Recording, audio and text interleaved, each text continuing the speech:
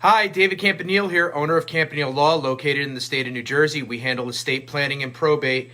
Today's topic is going to be about estate planning for non-married couples. But before we jump into this topic, if you want to discuss this topic or any other topic pertaining to estate planning or probate, please don't hesitate to contact me for a free consultation at david@campanilelaw.com.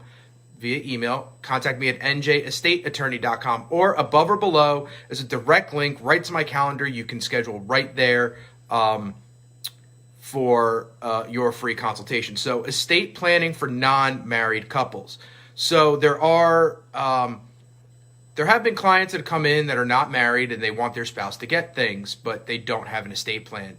And estate planning is a little bit more important actually for non-married couples, because they don't get some of the perks or exemptions of a married couple. For instance, if when it comes to non-married couples, they tend to have one or two accounts each person separately.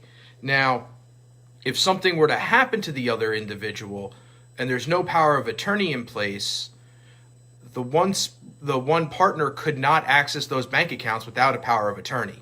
So it's very important that non-married couples have a power of attorney appointing their partner in charge, so they can access those bank accounts.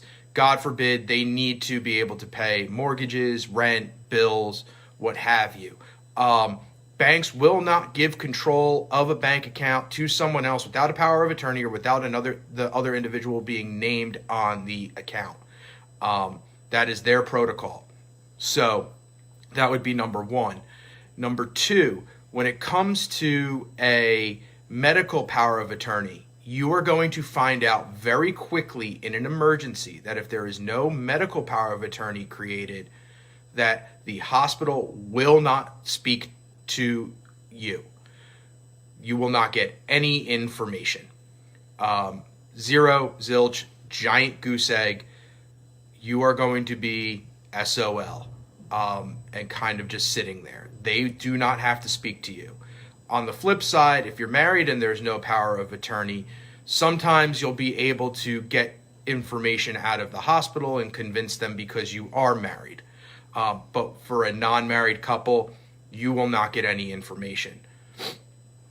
If there's been no will created for a non-married couple, the partner is going to again get zero, because they are not in the laws of the state of New Jersey. They are not mentioned. The only way your partner can get something is if they are named in the will. I leave everything to my partner. So that is the way to protect the partner. The other way is if you have life insurance policies and 401ks and IRAs, if you've named the partner on those as the direct beneficiary, they will receive that. But if you don't have a will, that's all they're going to receive. So if you want your partner to take everything, then you need a will that says you're leaving everything to your partner. Otherwise, your family members are going to get that. The most important aspect of estate planning is going to be your last disposition or your burial rights.